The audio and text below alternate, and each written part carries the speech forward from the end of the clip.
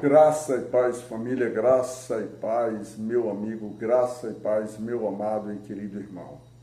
Gratidão damos a Deus pela oportunidade de outra vez estarmos juntos na busca de uma meditação, na busca de aperfeiçoarmos nosso relacionamento com Cristo Jesus. Aperfeiçoarmos o relacionamento se dá quando os nossos corações são tocados e são, vamos dizer assim, motivados a buscar Cristo por meio de uma renovação de mente, uma renovação de propósito, uma renovação de interesse, uma renovação de prioridades. Quando eu falo uma renovação de prioridades, é tornar novas prioridades nas nossas vidas, que certamente no ritmo normal delas seriam prazeres, seriam carnalidades, seriam coisas da nossa secularidade. Eu, como vim do mundo secular, passei muito tempo, eu aos 12 anos me converti ao Senhor Jesus Cristo, talvez até com uma incompreensão plena disso. Aos 13 já tinha saído, já tinha retornado de volta ao mercado, vamos dizer assim, da carnalidade.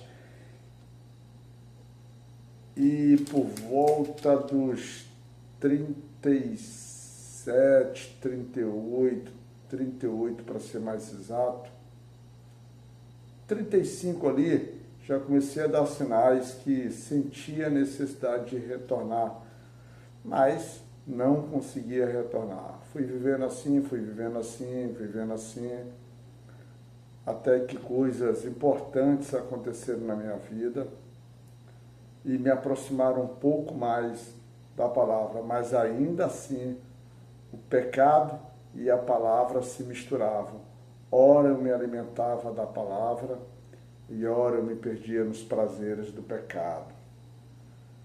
Impressionante. E fomos caminhando desse jeito, até que efetivamente em 2018, aí a minha inclinação deixou de ser inclinação e passou a ser certeza, eu andando mais intenso, mais constante, ou seja, buscando viver próximo a pessoas que tinham a fé estabelecida, que tinham uma convivência cristã enraizada, que tinha, vamos dizer assim, rotina cristã nas suas vidas, trabalho cristão, e aí eu me aproximei dessas pessoas. Muito 2018, não, na verdade 2014, 2013 eu já estava vivendo com essas pessoas, Comecei a viver com essas pessoas em São Luís do Maranhão, Entre elas nós temos o nosso irmão Pastor Rocha, nós temos o nosso irmão Lívio, nós temos o nosso irmão Menezes, nós temos o nosso irmão Ariosvaldo, o nosso irmão Guedes, Nós temos o nosso irmão Luiz Carlos, nós temos muita gente que foi, vamos dizer assim, sendo acrescentada nessa caminhada. Mas apesar de tudo isso, ainda não tinha a firmeza. E lá em 2018, ao aproximarmos, ao chegarmos na cidade de Porto Velho, novas coisas acontecerem, aí sim, eu posso dizer que eu me fixei nessa caminhada e hoje nós permanecemos aí se reunindo com irmãos. E eu sempre digo que o evangelho em que eu sou trabalhado, aquilo que vem para mim é o evangelho trazido pelos irmãos que se reúnem em nome do Senhor, mas nunca consegui, vamos dizer assim, fazer parte, congregar em relação aos irmãos que se reúnem em nome do Senhor. E com isso, a gente acaba, vamos dizer assim, na nossa rotina normal, congregando com os irmãos das denominações tradicionais, e hoje, especificamente, a gente ali está dentro da Capela Evangélica da Aeronáutica, Mas confesso aos irmãos que a minha inclinação, a minha linha doutrinária, está mais atinente aos irmãos que se reúnem em nome do Senhor, Tem Márcio Freitas, tem Lemão, tem Batista, tem Mário Persona, tem Linneu, tem alguns irmãos nesse sentido que talvez não são tão conhecidos no mundo cristão, porque eles têm um evangelho um pouquinho diferente. Quando eu falo um pouquinho diferente, é no sentido de composição, de estruturação. De estruturação, eles não são tradicionais como as igrejas tradicionais são, né? E fora isso, a linha doutrinária, ora se assemelha um pouco com um, ora se assemelha um pouco com o outro, né? Mas o principal que eu vejo deles é a linha estrutural do Evangelho, como o Evangelho se estrutura, né? E os tipos de prioridade, trabalhos dos movimentos que as igrejas tradicionais fazem, tá bom? Fiz toda essa introdução porque, na verdade, o capítulo de hoje, o capítulo que nós temos para avaliar hoje, está no livro de Josué, é o capítulo 16, hoje, dia 2 de setembro de 2024. Então, ele não é muito diferente, ele praticamente não é diferente do capítulo 15, em que nós temos ali a divisão das terras, né? Em que Judá começa a receber primeiramente no meio de todas as tribos. Até comentei que Judá, por ser de Judá, que vem, por exemplo, a linhagem de Cristo, Cristo vem dessa tribo, né? Fazendo uma ligação humana a uma tribo. Nós começamos com Judá. E a próxima tribo que vai receber o seu presente é a tribo de Efraim. É a tribo de Efraim. Então, o versículo, o capítulo, ele traz basicamente as citações das cidades, citações de limites, né? Citações de limites. Então, vamos pegar, é o que basicamente ele traz. Vamos pegar o versículo 10 como referência desse capítulo. Porém, os cananeus que viviam em Gézer não foram expulsos. Eles continuam a viver no meio dos efraimitas até hoje, mas são obrigados a trabalhar como escravos. Eu li na Bíblia NTLH, porque essa parte parece que ela é melhor de ler nessa Bíblia, porque a Bíblia tradicional que eu utilizo, a Bíblia ARC, às vezes a leitura dela se torna um pouquinho pesada, um pouquinho, vamos dizer assim, um pouquinho mais pesarosa na linguagem. Vou transmitir para você como está escrito aqui, no versículo 10. E não expeliram os cananeus que habitavam em Gézer. E os cananeus habitaram no meio dos efraimitas até o dia de hoje, porém serviam-lhes sendo tributários. Acrescenta aqui que eles passam a ser tributários, ou seja, é um povo que passa a pagar tributo, né, esse povo que é o povo cananeu. A tribo de Efraim, assim como a tribo de Manassés, ela é resultado daquilo que nós conhecemos como tribo de José. O interessante que eu vejo nisso é porque José, ele era o filho querido de Jacó, mas quando a gente vai acompanhar a história de José, e se você pegar os nossos devocionais de Gênesis, eu trouxe muito isso, José passou uma situação com seus irmãos, né? Ele era o filho querido de Jacó, porque ele é resultado, vamos dizer assim, do relacionamento que ele tem com Raquel, né? Com Raquel, ele tem esse resultado e ele é com Raquel, não, Isaac, com Raquel. Tem hora que eu troco o nome da mãe com da filha. Da filha não, porque a personagem Rebeca e Raquel, elas acabam às vezes confundindo minha mente. Então, com Raquel, mas Raquel não dava filhos a Jacó, e só depois de muito tempo é que gera José. E isso tem a história de Lia ali, que entra no processo, né? É que, vamos dizer assim, a parideira é a que dá filhos. E na hora que ele tem esse filho com Raquel, e ela, como era a mulher amada, ela era, vamos dizer assim, a mulher da pretensão realmente de Jacó, e ele se sente muito feliz. Mas a lida de Jacó com José principalmente em relação aos demais irmãos que ele tinha, que ele era o mais novo praticamente,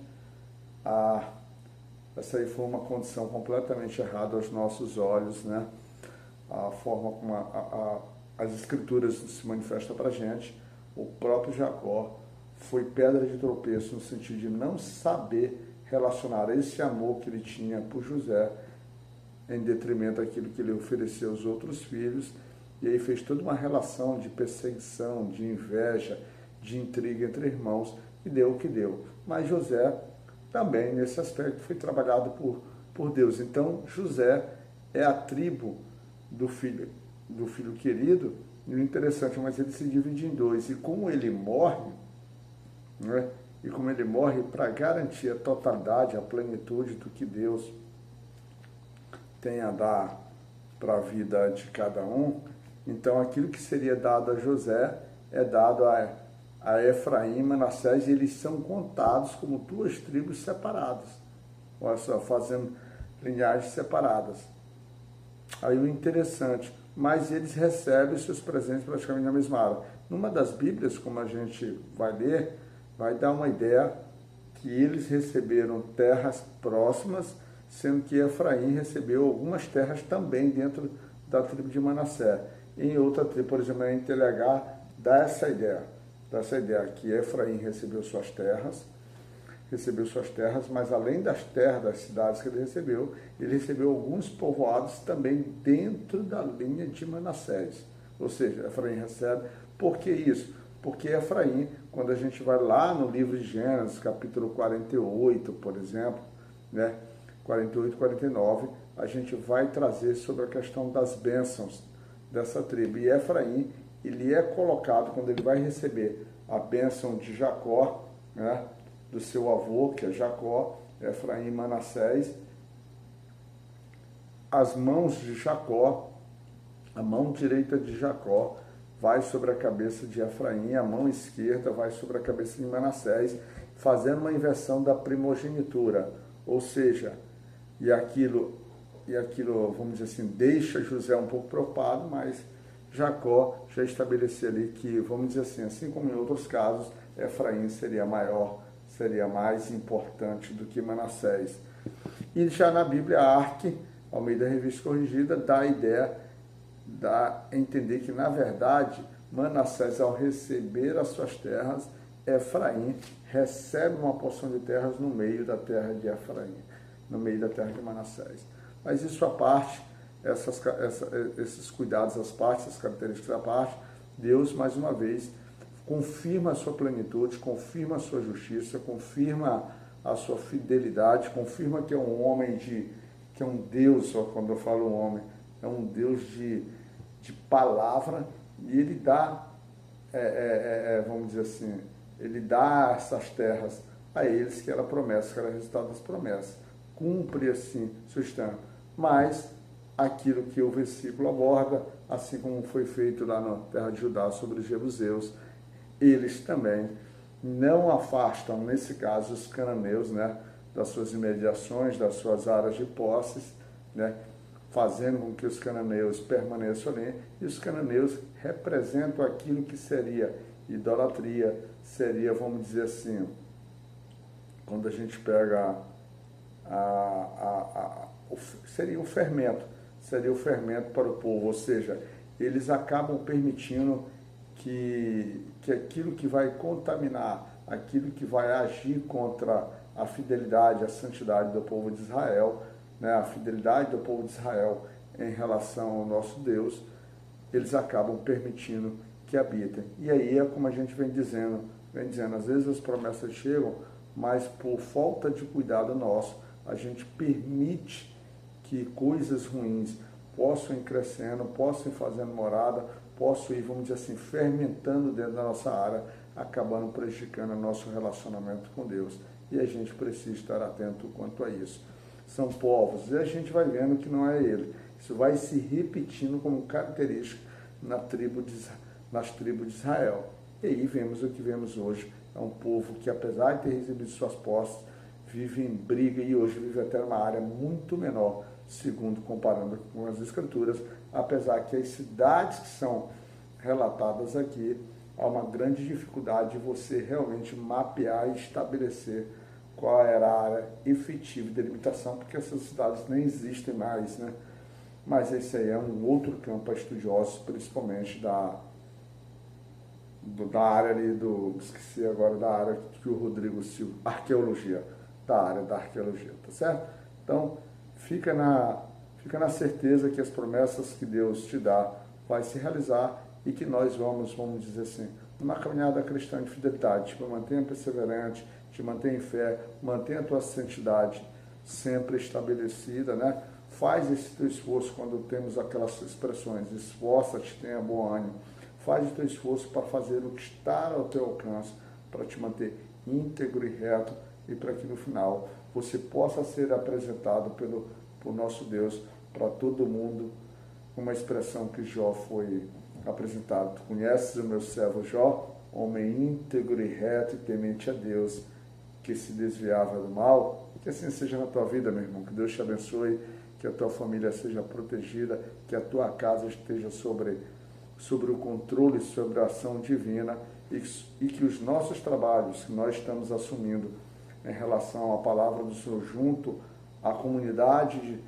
cristã, junto aos nossos irmãos, por entender que a fé, que a palavra de Deus deve ser manifestada em todos os seus aspectos, em todas as suas formas para os homens, que a gente possa desenvolver um trabalho verdadeiro, fiel e de acordo com que agrade ao Senhor.